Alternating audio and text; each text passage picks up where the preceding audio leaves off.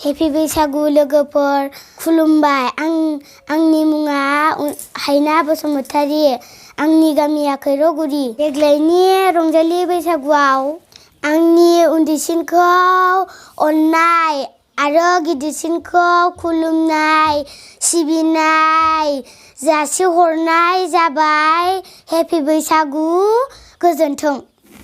खुलुमबाय आंनि मुङा बिरगोस्रि नार्जारी गामि खैरगुरि महकुमा बिजनी जिल्ला चिरां दिनैनिफ्राय बर'फोरनि गोथार रंजालि फोरबो सान जायखौ जों रंजालि बैसागु होननानै मिथियो।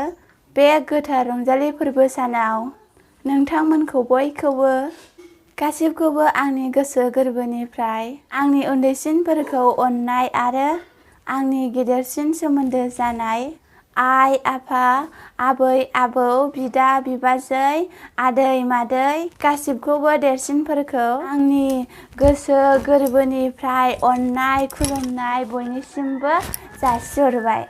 आं मिजिंथियोदि बे बैसागु बोथोराव न'खरनि साफ्रोमबो सुबुङानो गाहामै गाहाम थानो हाथों आरो दा कर'ना भाइरासनि थाखाय बाहेरायाव ज' मानसिफोरजों लोगोफोरजों थानो मोना लकडाउननि थाखाय बायजोआव ओंखारनो मोना बेनिखायनो दा न'आव थानानैनो जि एसे हायो रंजालि बैसागुखौ गोसो गोरबोजों रंजायो आं बेखौनो आसा खालामो नोंथांमोननिसिम।